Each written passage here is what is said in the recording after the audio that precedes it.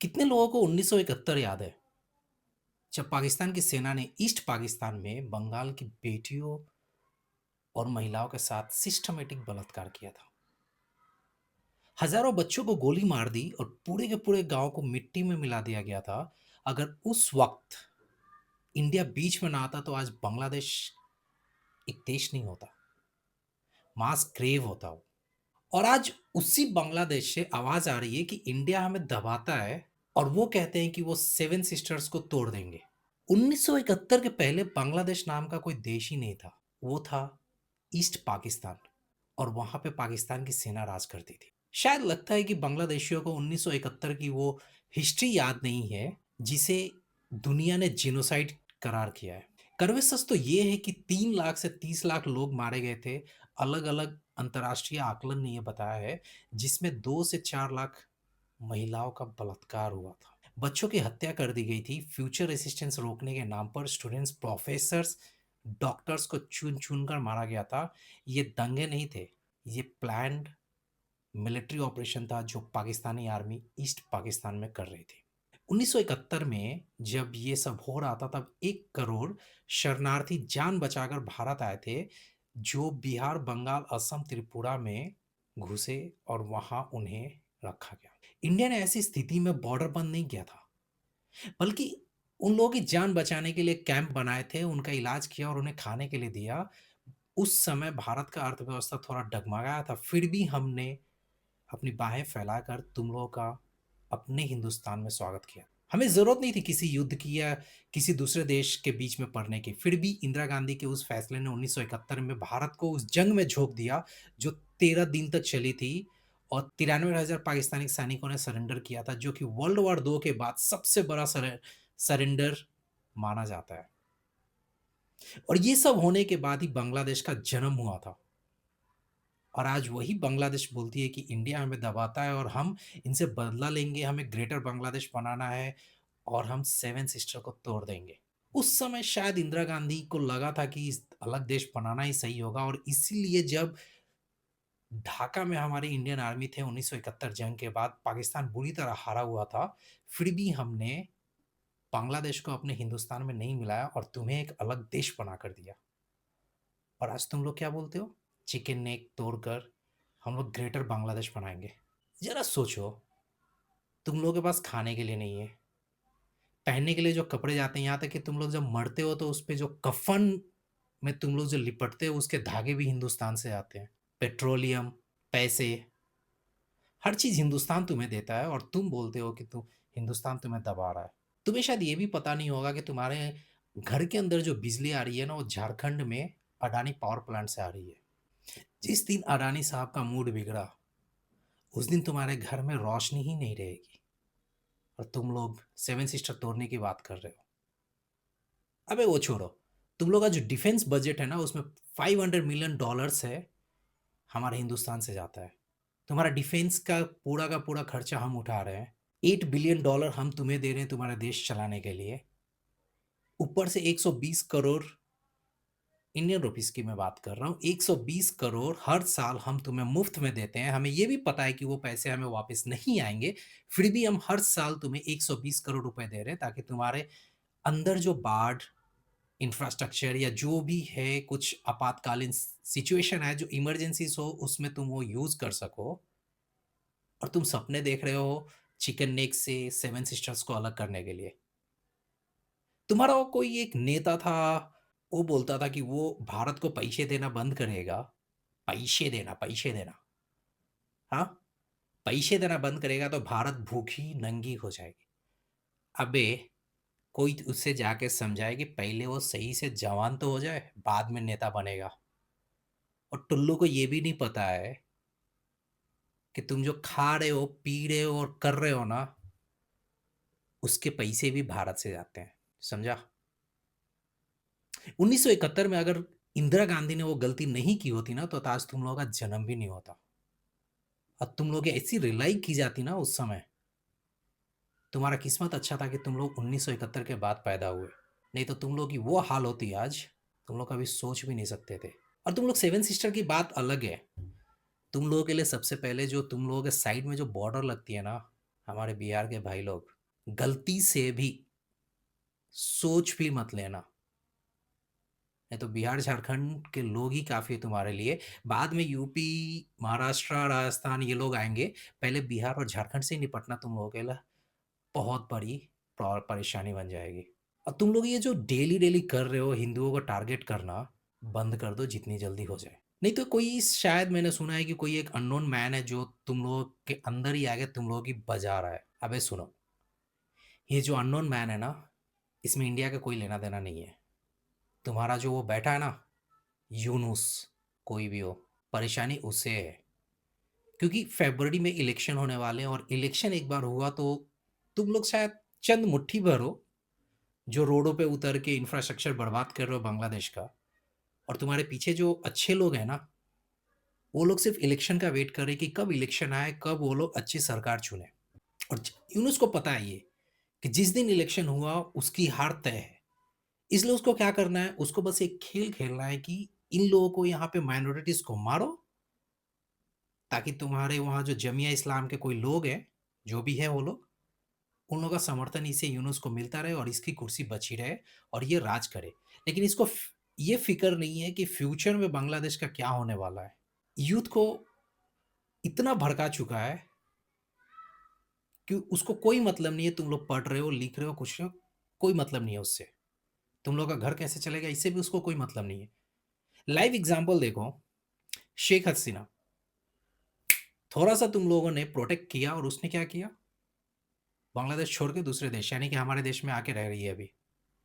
थोड़ा सा common sense use करो, कल के दिन क्या गारंटी है कि अगर बांग्लादेश जलने लगा, फिर से कोई और लीडर खड़ा हुआ वहां पे, तो यूनुस जो तुम्हारा है अभी प्राइम मिनिस्टर, जो इलेक्टेड नहीं है, वो तुम लोगों के साथ रहेगा। कुछ भी हुआ तो सबसे पहले यही लोग तुम्हें आग में धकेल कर वहां से निकल लेंगे। थोड़ा सा अपना दिमाग यूज करो अगर है तो। तुम लोगों के पास हर वो चीज है, लेकिन तुम लोग मेंटली, मुझे लगता है कि इल लोग हैं वो, सिर्फ कुछ नेताओं को लेकर। उसको पता है कि अभी दंगे भड़काएगा और दंगे इतने भड़क जाएंगे तो इलेक्शन उसको कैंसिल करना पड़ेगा और वो बैठे रहेगा गद्दी पे। और जब तक वो गद्दी पे रहेगा तब तक याद रखो, तुम लोग सेफ नहीं हो। तुम लोग को सेफ होना है तो वहां पे सरकार बदलनी पड़ेगी। नहीं तो आज से कुछ दिन पहले जो मालदीव्स का हाल हुआ था, आपको पता है कि वो भी इंडिया को आंखें दिखा रहा था, ये करेंगे वो करेंगे, गेट आउट इंडिया, ये कैंपेन वो कैंपेन। सिर्फ एक फोटोग्राफ्स मोदी जी का, पूरी मालदीव्स की इंफ्रास्ट्रक्चर हिल गई थी।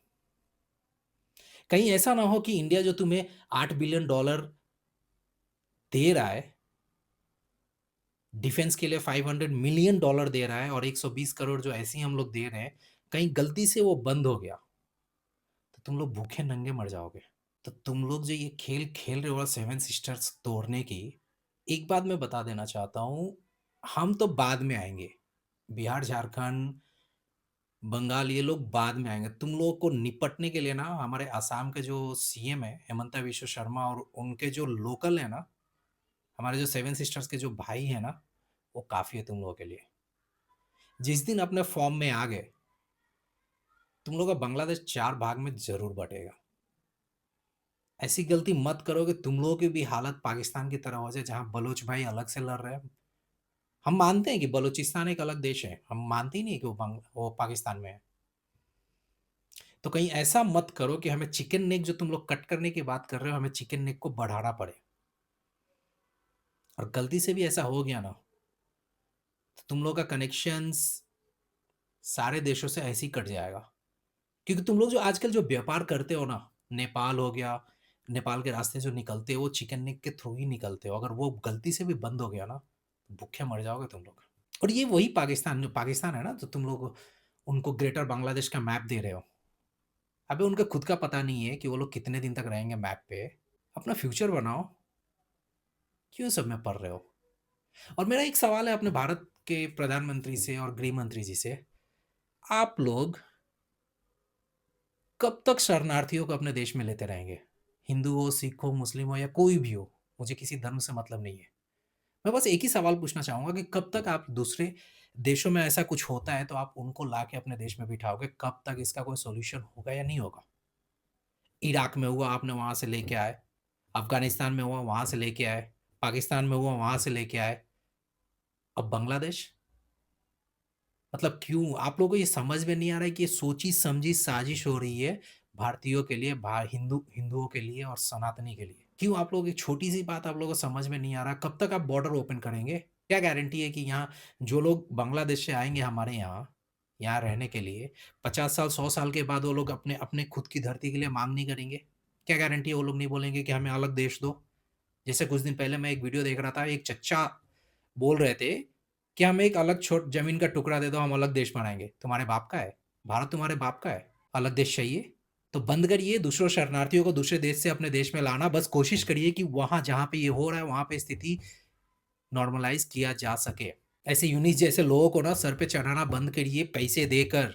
हमारा ही खा रहे हैं, हमारे ऊपर ही पीठ में छुरा घोंप रहे हैं। आपको ये बंद करना होगा। हमारे टैक्स का पैसा है, हम टैक्स भरते हैं और हम नहीं चाहेंगे कि हमारे टैक्स का पैसा हमारे ही हिंदू भाई-बहनों के लिए यूज़ हो। उनको मारने-काटने में हथियार खरीदा जाए। बंद करिए ये। और जितनी जल्दी हो सके हम रिक्वेस्ट करेंगे भारत सरकार से कि ये जितने भी एड्स हम लोग दे रहे हैं बांग्लादेश को, इसमें कटौती की जाए, बंद की जाए, ताकि वो लोग, वहाँ के लोग सुधरें। नहीं सुधरेंगे तो बांग्लादेश में एक भी हिंदू नहीं बचेगा और ये जितनी जल्दी हो सके हमें समझ जाना चाहिए। एक-एक बांग्लादेशी, एक-एक घुसपैठियों को भारत से निकाला जाना चाहिए। जैसे हिमंता बिश्व शर्मा ने कहा था कि कल के दिन अगर लड़ाई होती है बांग्लादेश के साथ, तो क्या गारंटी है कि जो बांग्लादेशी यहाँ रह रहे हैं वो हम पे अटैक नहीं करेंगे, हम पे आक्रमण नहीं करेंगे। एक इम्पोर्टेंट बात मैं आप लोगों को बताना चाहूँगा, अगर ये जंग हुआ, बांग्लादेश के साथ हमारा अगर जंग हुआ, जो कि बहुत से ऐसे देश हैं जो चाहते हैं कि हम जंग पे, मतलब अलग-अलग फ्रंट पे बिज़ी हों। क्योंकि बांग्लादेश के साथ जंग होना, क्या गारंटी है कि पाकिस्तान कश्मीर पे अटैक नहीं करेगा? क्या गारंटी कि चाइना अरुणाचल में अटैक नहीं करेगा? क्या गारंटी कि जो बांग्लादेशी हमारे अंदर बैठे हुए हैं, जो देश के अंदर हैं, वो हम पे अटैक नहीं करेंगे? क्या हमारी सेना, हमें पता है कि हमारी सेना इसके लिए सक्षम है, लेकिन कितने फ्रंट पे?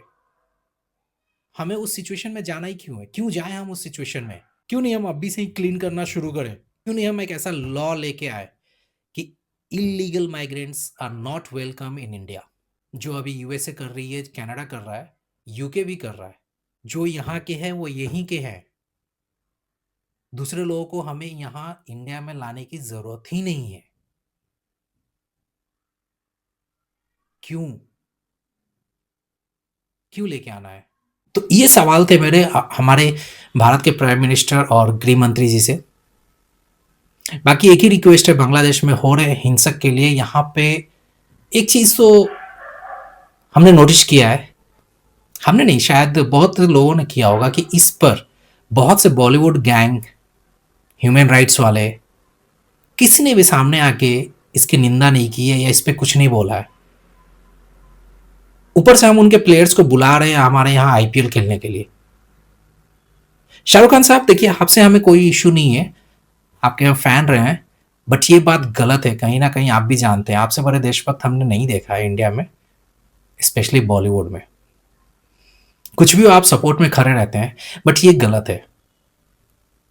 आप हमारे यहाँ के फंड आईपीएल में खिला कर किसी भी बांग्लादेश खिलाड़ी को देंगे, क्या गारंटी है कि वो ये सब में यूज़ नहीं करेगा? एक भी शब्द उसके तरफ से नहीं आया है कि बांग्लादेश में हो रहे हिंदुओं पे ये गलत है। एक भी शब्द उसने नहीं बोला है।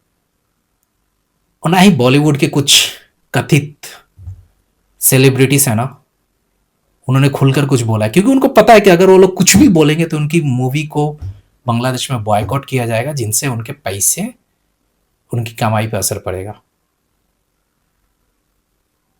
तो क्या इसी वजह से खामोश रहना ज़रूरी है? और क्या आप लोग ऐसे लोगों का सपोर्ट करेंगे, ऐसे लोगों का मूवी देखेंगे, ऐसे लोगों के लिए अपना पैसा, अपना टाइम सब बर्बाद करेंगे? क्या समय नहीं आया कि अभी हमें बदलना चाहिए? ऐसे लोगों को ज़्यादा प्रेरित नहीं करना चाहिए? आज की वीडियो हम लोग यहीं पे ख़त्म करते हैं। बात तो बहुत करना है, पर शायद जितना मैंने कोशिश किया कि थोड़ा बहुत मैसेज मैं अपने तरफ से दे सकूं अपने देश की जनता के लिए और बांग्लादेश में हो रहे हिंसा के लिए। मिलते हैं अगले वीडियो में।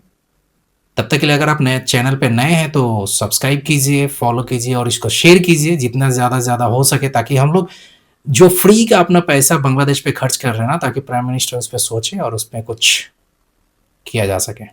मेरे इंस्टाग्राम पेज का लिंक भी मैं अपने डिस्क्रिप्शन में डाल दूँगा, तो आप लोग वहाँ पे भी मुझे सपोर्ट कर सकते हैं। नया बना रहा हूँ, तो सपोर्ट की ज़रूरत है। सपोर्ट ज़रूर कीजिए। तब तक के लिए